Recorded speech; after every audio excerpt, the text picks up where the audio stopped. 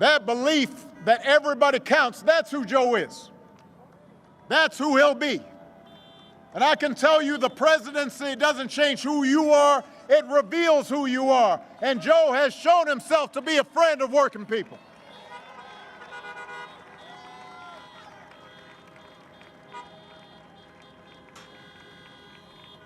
For 8 years, Joe was the last one in the room when I faced a big decision. He made me a better president, and he's got the character and experience to make us a better country. And he and Kamala are going to be in the fight, not for themselves, but for every single one of us. Look, I get that this president wants full credit for the economy he inherited and zero blame for the pandemic that he ignored. But you know what? The job doesn't work that way.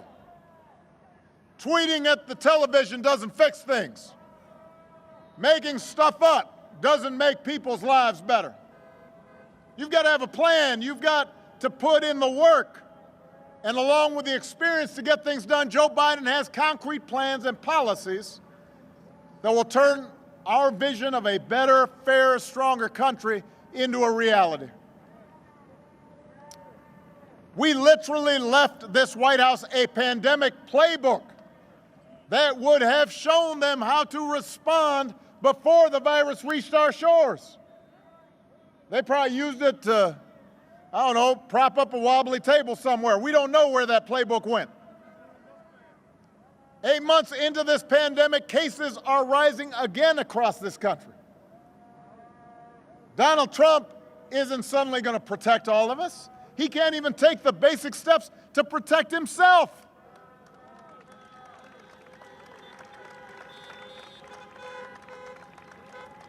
Just last night, he complained up in Erie that the pandemic made him go back to work. I'm quoting here.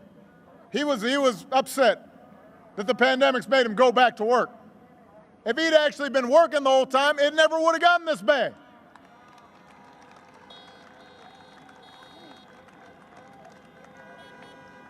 So look, here's the truth. I want to be honest here.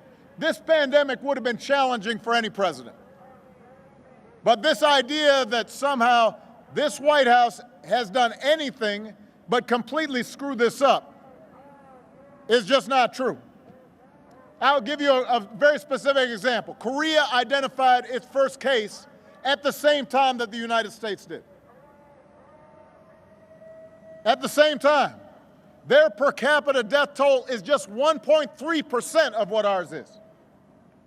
In Canada, it's just 39% of what ours is. Other countries are still struggling with the pandemic, but they're not doing as bad as we are because they've got a government that's actually been paying attention.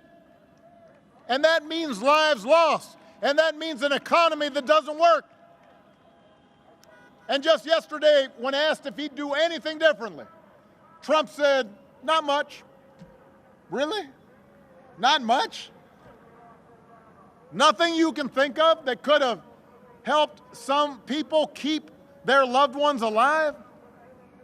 So Joe's not going to screw up testing. He's not going to call scientists idiots.